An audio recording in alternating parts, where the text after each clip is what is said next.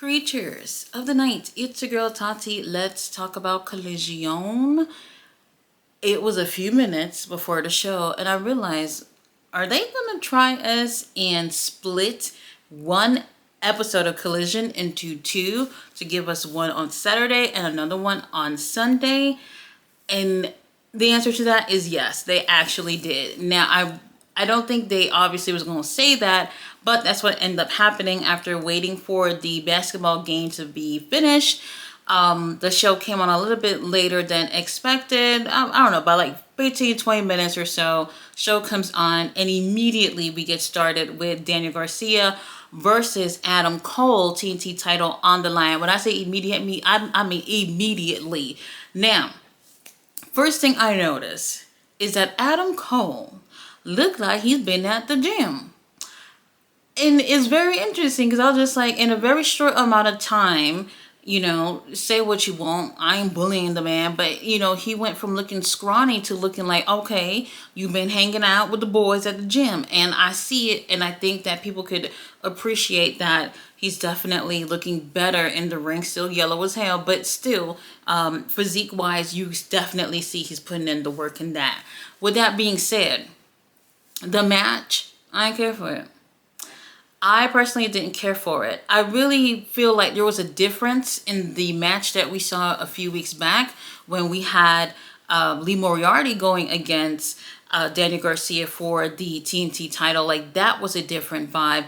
I don't want to even say that it was Adam Cole. Maybe their chemistry just isn't what it is, like in terms of Danny going against someone else. I think someone who was more on a technical side would have gotten a better match out of Danny, and I just didn't feel the chemistry in this match. Now for this, we do have Daddy Magic, who's on ringside as usual, being the annoying uncle on commentary, being a cheerleader for Danny. But then they also said that, hey, no one is allowed ringside from any of these guys' teams, so it was just them one-on-one. There was some good things in here, but overall, I didn't feel like this was strong, and definitely not for the TNT title. And this didn't win me over in terms of making me feel better about Danny being a TNT champion. Now, with that being said, 5-minute time limit was remaining, and they end up going for that extra 5 minutes. Well, they keep going for the remaining 5 minutes, and that did nothing because this match ended up in a draw. And immediately I was just like, please do not end up having a rematch at Dynasty, because I think at that point nobody really cares. We would prefer to see something else. I personally not interested in seeing Adam Cole with this title, but at the same time, I'm not even interested in seeing Danny Garcia with this title. I'm a little disappointed with this title reign. That first month of him having the title, I was like, you know what, I'm gonna let this slide because he was part of the Continental Classic. But since then, still haven't felt anything in terms of him being a champion. And it's not that he's a bad champion. He's been a really great champion before in the past when he had the Ring of Honor Pure title, and I do feel like it was a really great run for him because he was hungry and he was really showing up and showing out at that time. This time around, I think the booking has not been on his side. He has had some great matches, sure, but overall as a champion, I don't think anybody is really enjoying his run as TNT champion. The match ended up in a draw, and most likely they're going to end up running this shit back, and if it's at the pay-per-view, I don't care for it. After this, Max Caster is out in the ring doing his open challenge. He has his little plaque that has the best wrestler thing that he bought for how much to be able to use that word legally and no one else. So we're thinking, okay, well, someone's about to come on out there and whoop his ass. I'm hoping that maybe Powerhouse Hobbs, but I was like, wait a minute, Powerhouse Hobbs is already going to be in the trios match later on. Somebody's going to have to come out here and whoop his ass and shut his mouth. And the music hit, and it was unfamiliar to me. And then that's when we see it's Hook coming out to the new Ops music. So I'm not too familiar with that. I don't even remember what it sounded like. He comes on out there, and he has a haircut. Hook normally has all that hair in front of his eyes. You can barely see his face. This time he has a haircut. He looked clean. And he comes on out there, and literally 2 moves end up beating Max Caster. Now, some of y'all just like, well, that's what they've been doing the whole time with Max Caster. Somebody come on out there and beat him with 2 moves and it's done. But what was different with this is that that's what Hook does in every match. Literally come out there and hit 2 moves and win. What, a German and then a red rum and a win? That's literally the only thing we've ever seen Hook do the entire time that he's been in AEW. So what was so different with this? I honestly, I don't know. I am not entertained. Now after that, Queen Aminata is backstage doing her interview, and Serena D has a whole binder full of 1,000 holds that she can teach Queen Aminata to do, and Queen Aminata is looking at her like, look, hold on, honey, I don't need your help, Professor. I can go out there and whoop Julia Hart's ass by my damn self without having any advice from you.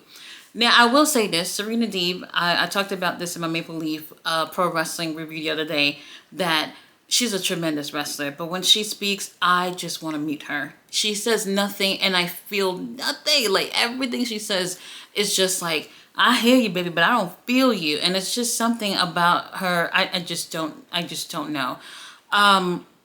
She's supposed to be, I guess, feuding with Queen Aminata. They're supposed to be having a match on Ring of Honor for the first women's pure champion match. No, not championship, just a pure rules match, first ever for the women's. And it has yet to happen. They had announced that like over a month ago.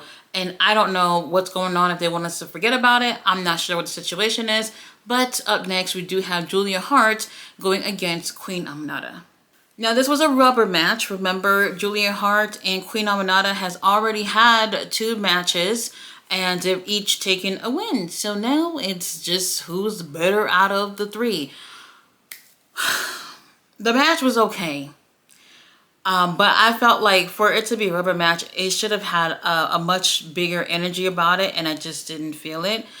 Julia Hart, she was like bleeding out of her nose, not too much, but definitely noticeable. It just wasn't giving me what I was hoping for in terms of a rubber match. However, Julia Hart ends up taking the win over my Queen Aminata. Queen Aminata don't deserve this. She ends up taking a win with a roll up. I don't want to see no variations of any roll ups at all. I'm so over it. Like, roll up should be out of act of desperation when you've tried every motherfucking thing, and this is just the last thing that you can go for. And it just seems like I'm seeing it way too often. So for me, I felt like for this match, that should not have been the case. Now, after this, Harley Cameron backstage talking about how she's going to be doing commentary for Beast Mortos teaming up with Drilistico going against what's the other 2 name? Hologram and Commander's match tomorrow for part 2 of Collision. And I'm just like, well, why is she over here bothering my man? Why is she gotta be doing commentary while he's in the ring? To be honest, I don't know. I don't know where they're going in terms of this Harley Cameron and Beast Mortos thing. But to me, maybe I'm being a little salty here because I love Beast Mortos, but it's just like, what are we doing with Beast Mortos? We know he's going to lose tomorrow night anyway, and it's just like you have this character like Beast Mortos who's an amazing wrestler who they can do something interesting with, and so far, I just feel like they're definitely going down a slope when it comes to Beast Mortos, and I know we could do so much better than what they've been doing. Main event, Takeshita. Our boy Takeshita. Every time I think about him losing the title, it just hurts. It hurts my heart. He teams up with the Murder Machines to go against Powerhouse Hobbs, Pastor Briscoe, and Rocky Romero. And my team won. Don Callis, Uncle Don is doing commentary. We do appreciate that. And the right team won. I did think the babyface team was going to end up taking the win. Powerhouse Hobbs been doing main events. He's been seeming to get a lot more traction as of late. So I was kind of thinking that's where we were going. However, that wasn't the case, but he still looked great. We had a whole bunch of meaty men in this match, so the crowd was really into that. I'm into that too. But ultimately, Rocky Romero gets his ass pinned by Takeshita. And like I said, the right team end up taking the win. We got to move on and do bigger and better things with the Don Callis family. What we doing with Pastor Briscoe? No clue. What we doing with Hobbs? No clue. Hopefully, maybe he could be the one to take the TNT title off of Daniel Garcia. Something like that. Putting 2 young guys, 2 guys that haven't had too much the best success within AEW to be able to have a really great feud and, end up passing it on to another young up-and-coming star would be nice. So we'll keep an eye out on that because Powerhouse Hobbs is going to need all the help he can get with whatever they're doing with him. Overall, it just felt like, okay, we're gonna get an hour show and we get the rest of it tomorrow. And it was like, we already up. You might as well should have given us the second hour all on the same night. I don't really know why we had to split the episodes, but it's okay. It's okay if you're home on Saturday night and you had nothing else to do. I wouldn't have gone out of my way to stay home to watch this. Now knowing that this was literally one episode of Collision that they end up splitting into two, so you get the rest of it tomorrow. Even though they did call the main event a main event, it's literally all taped on the same night, and they could have just aired literally the whole thing as one episode. Go ahead and check it out if you would like. Tomorrow night, another episode of Collision, which is pretty much just the rest of the damn thing that they taped on Wednesday. So I will be live for that as well, and we'll be doing a review on that as usual. So you see you guys tomorrow for Collision Slam Dunk for Sunday. See you guys then. Bye.